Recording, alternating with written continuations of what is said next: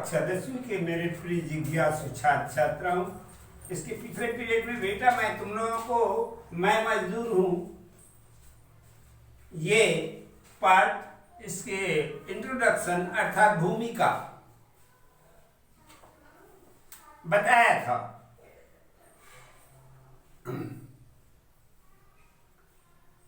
ये एकर लेखक कौन है? तो ये एकर लेखक है डॉक्टर भगवत शरण उपाध्याय। बड़े उच्च कोटि के लेखक हैं।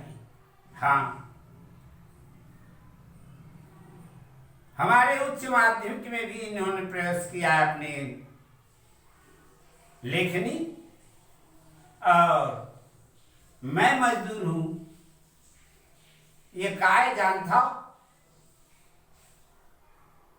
हिंदी साहित्य के इतिहास में काय के थे? मैं मजदूर हूं। हिंदी साहित्य के इतिहास में इसका नाम है आत्मकथा। एक अर्थ न हो आत्मकथा जानता? मैं बताता हूं, सुनो। रुपए की आत्मकथा, रुपया हो वो अपन आत्मकथा दिखा बोलते। क्या कहता है रुपया? मैं रुपया हूं, मैं लोगों को नचाता हूं, नचा रहा हूं, नचाऊंगा, मैं रुपया हूं, ये बोलते रुपया। वैसे ही मैं मजदूर हूं। क्या है ये? आत्मकथा, रिटन बाय डॉक्टर भगवत शरण उपाध्याय। ये लेखक हैं डॉक्टर भगवत शरण उपाध्याय, इनके द्वारा रचित है।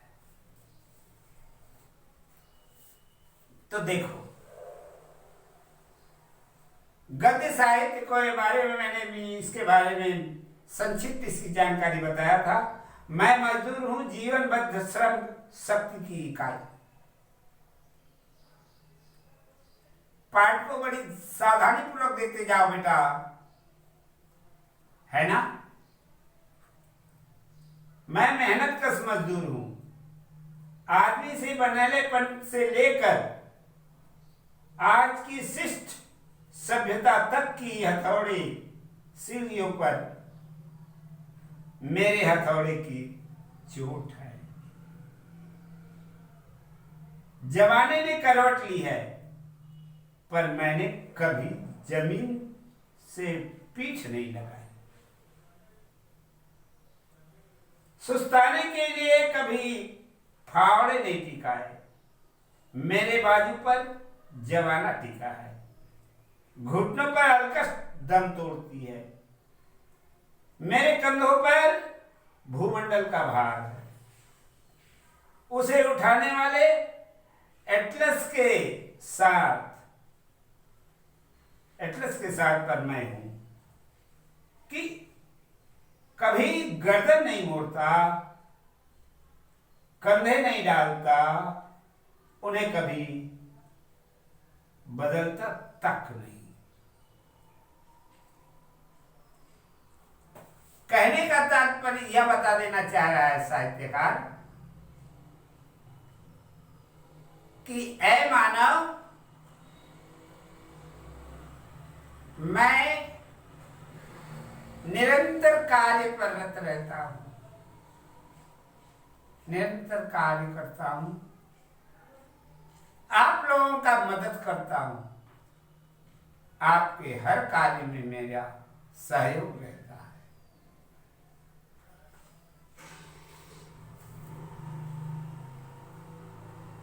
मैं मेहनत कश मजदूर हूं।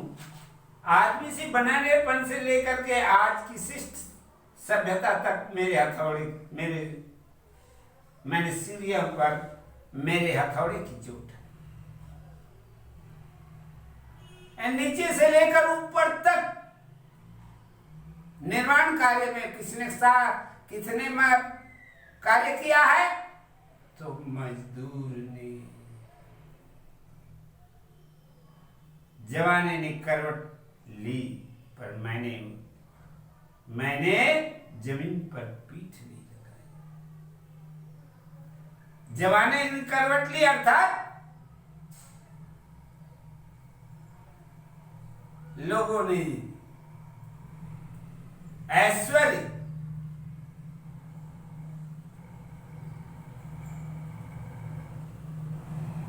जीवन जीने के लिए क्या किया? आराम करना इत्यादि किया। परंतु मजदूर निरंतर काम करता है।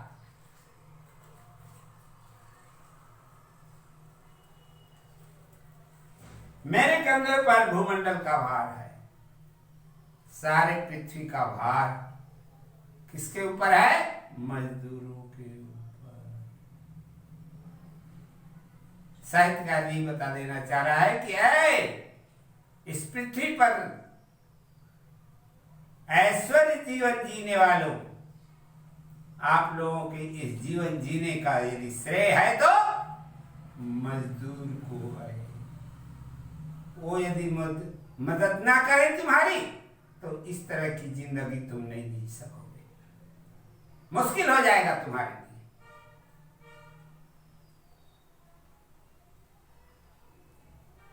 कंधे डाल दो तो गजब हो जाए, दुनिया लड़खड़ा कर गिर पड़े, जमाने के दौर बंद हो जाए, पर मैं कंधे नहीं डालता, न डालूंगा। देख रहे ना, अभी बताया हूं, मैं रुपया हूं, मैं लोगों को नचाता हूं, नचा चुका हूं और नचाऊंगा। ये भी कह रहा है, हैं? मैं कंधे नहीं डालता और न कंधे डालूंगा। मैंने निरंतर निर्माण कार्य किया है, विध्वंस न करूंगा। यदि करना हुआ तो पुनर्निर्माण करूंगा। मुझको क्या करना पड़ेगा? पुनर्निर्माण, है ना? उत्थान करना है, पुनर्निर्माण करूंगा, जिसके लिए मुझे थकान नहीं महसूस होती, कभी अलकस नहीं लगती, हैं? रोआ रोआ फड़कता रहता है। मजदूर अपने कार्य पर इस तरह से जो है सजगता के साथ रत रहता है। उसको सुपरवाइजर की जरूरत नहीं है,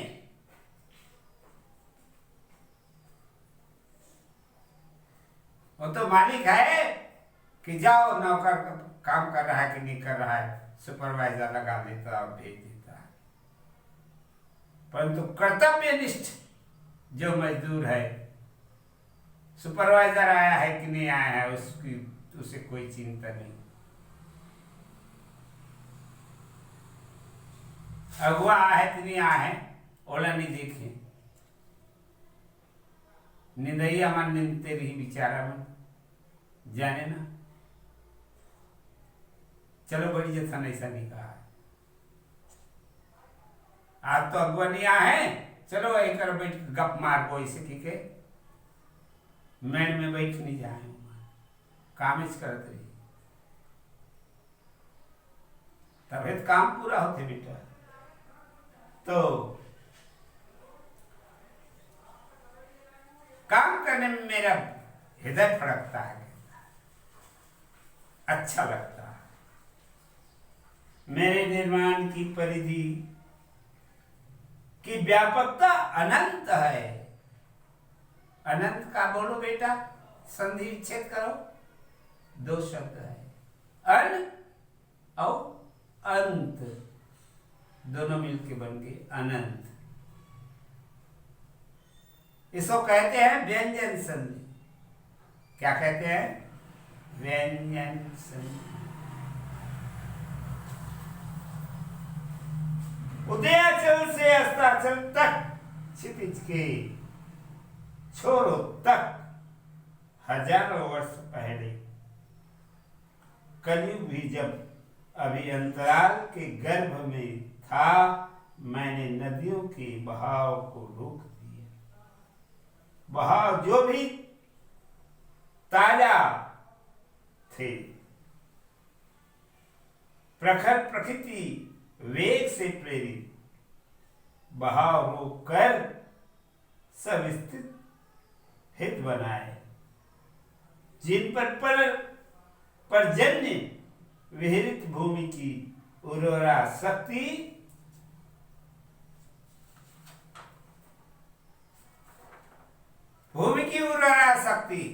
अवलंबित है।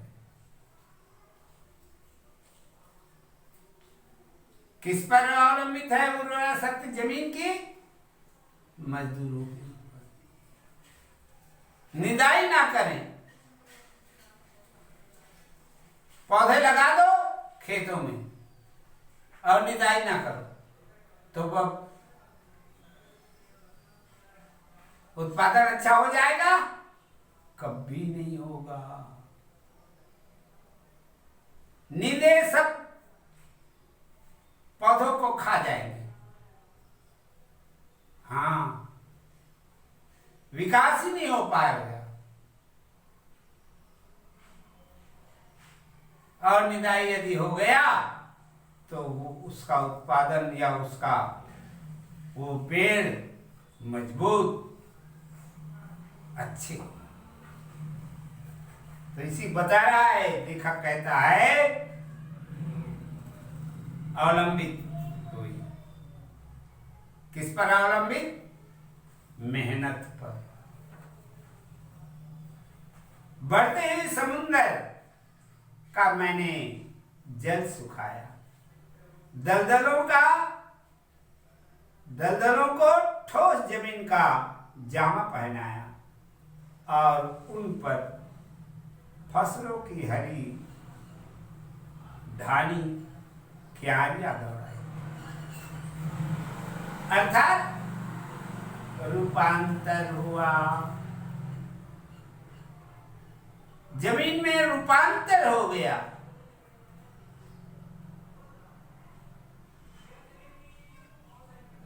उर्वरकता बढ़ गई, उत्पादन अधिकार आने लगा। एक जमाना था बेटा, हमारे पूर्वज धान बोते थे, तब 1 एकड़ में कतका धान हुआ है कर मन के 7 खाड़ी थे, 8 खाड़ी थे, 10 खाड़ी, अधिक से अधिक हो गए 12 खाड़ी। गाड़ा भर धान नहीं लुआ है, मुश्किल हो जाए। आज मनुष्य जो है इतना मेहनत कर रहा कि जमीन की उर्वरकता बढ़ गई।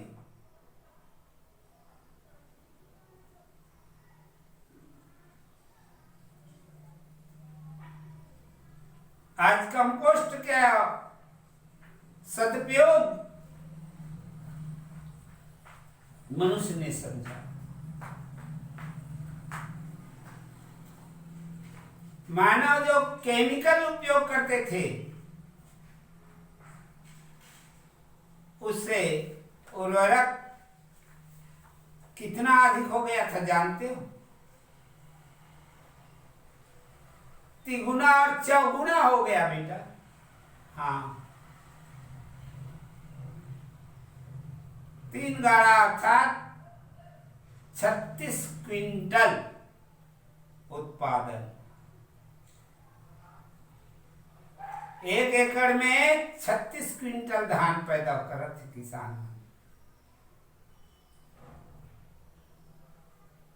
और कहूं वो दिन में सियान मन बताए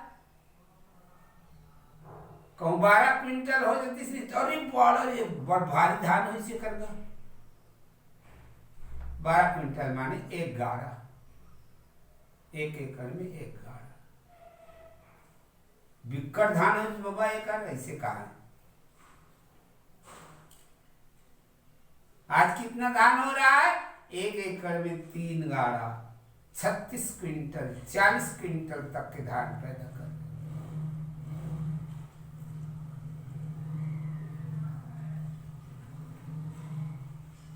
तो यही कह रहा है मजदूर कब घर में बैठे बैठे धान वो सीधी न हो, घर में बैठ जाए कुछ कमाई वमाई नहीं था तो हो जाएगा, नहीं होगा। लेखक कहते हैं समुद्र तक मैंने समुद्र का जल सुखाया, दलदलों को ठोस जमीन बनाया, और इस तरह से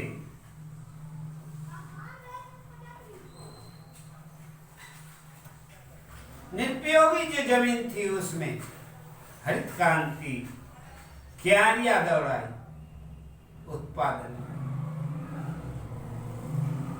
कश्मीर का नाम लेते ही हृदय में जो आनंद की लहरें उठने लगती है, उसकी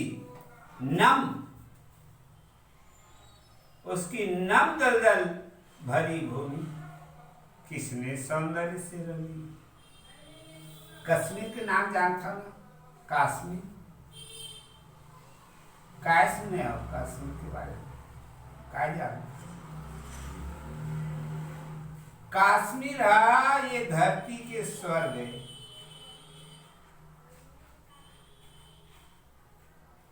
जैसे स्वर्ग में हर चीज खूबसूरत सुंदर, तैसे ये धरती में फल फूल प्रकृति सब तरह सुंदर अच्छा, इसीलिए कश्मीर को धरती का स्वर्ग कहते। कश्मीर का नाम लेते ही हृदय में जो आनंद की लहरें उठने लगती है, उसकी नम दलदल भरी भूमि किसने सौंदर्य में रंगी। तो उसका भाग किसके ऊपर है? मजदूरों के। उन लोगों ने इन दलदल भूमि को ठीक किया। किसने झेलम के तटवर्ती आकाश को सुरभि बोझिल वायु से मदहोश किया। किसने उसके केसर की फैली क्यारियों में जादू की मिट्टी डाली।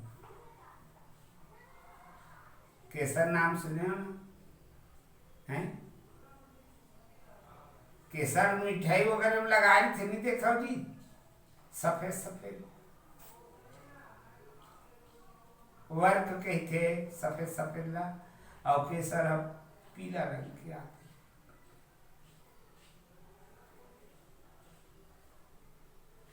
बहुत सुंदर गंध होता है उसका।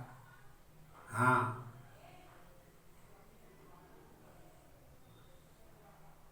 तो केसर की ये क्या या किसने ठीक किया? मजदूर। ये सब मजदूरों ने किया।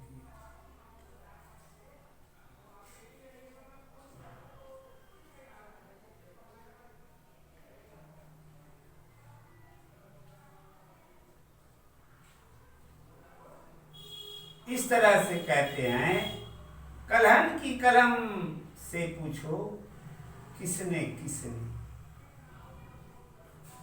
दिन सोता था, रात सोती थी, पर मैं जागता था।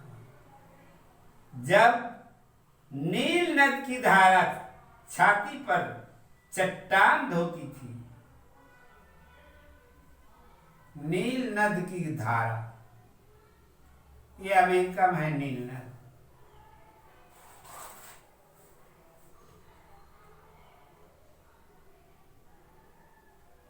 दक्षिण अमेरिका की सबसे बड़ी लंबी नदी है नील।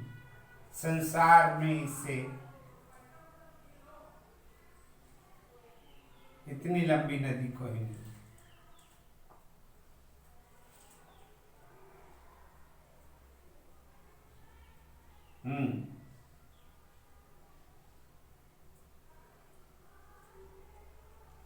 ये अपने साथ नदी का काम ही है अपने साथ मिट्टी बहा के ले आना।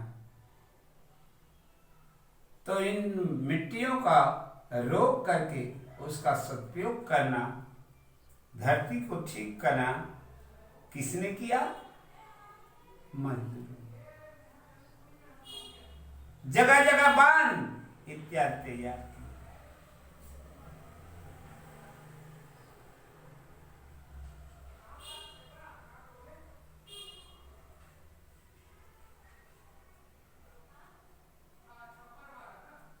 इन चट्टानों को मैंने नील की सबल छाती से उठा करके अपनी छाती पर रखा। कहने का मतलब यह कि मैंने मेहनत करके उसमें रूपांतर कर दिया। आगे देखो, कहता है अपने बाजुओं पर, कंधों पर, गर्दन पर और चढ़ा दिया 500 फुट ऊपर आसमान की छाती छेद गीजा और सक्कास के मैदानों में अपनी जिंदा छातियों से, इसलिए कि मुर्दा छातियों पर धूप से भुनी बालुओं में पिरामिडों की छाया में फिर निद्रा में सोई। फिर निद्रा में सोई अर्थात यूं कह रहा है लेखक कि इस तरह से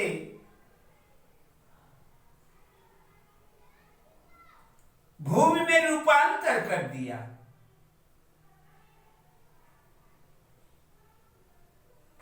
दलदल भूमि को मैदानी, मरुभूमि को उपजाऊ, इस तरह से रूपांतर करके जो निरुपयोगी थी उसको उपयोगी बना दिया, उपजाऊ बना दिया। इस प्रकार का कार्य किनके द्वारा? मजदूरों के। ठीक है।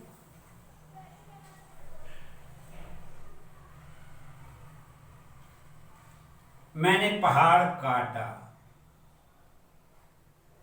लेखक क्या कहते हैं? मैंने पहाड़ काटा, चट्टाने खोद करके तांबा निकाला, सोना, चांदी, लोहा, कोयला, हीरा। पाताल में घुसकर जब तपता दिन नरक की रातों की तरह, रातों की अंधियारी के लिए उन खानों में उतरता, मैं पत्थर काटता होता।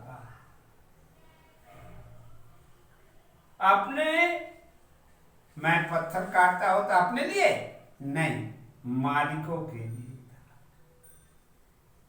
कोलार की खानों में अमेरिका की नई दुनिया तक जमीन की छाती पर फाड़ फाड़ कर मैंने चमकाता लोहा सा कठोर हीरा निकाला और दक्षिण अफ्रीका में आज भी निकाले जा रहे हैं।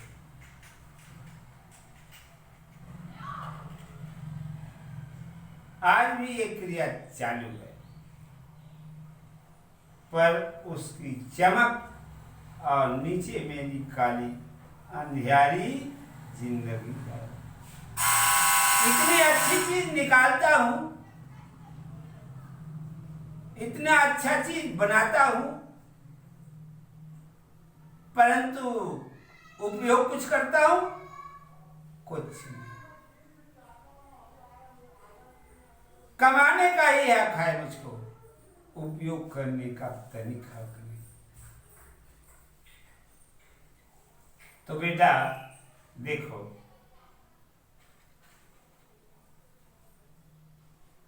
यहां तक के हो गया। अब एक पीरियड में प्रयास करेंगे इसको पूर्ण करने का, ठीक है।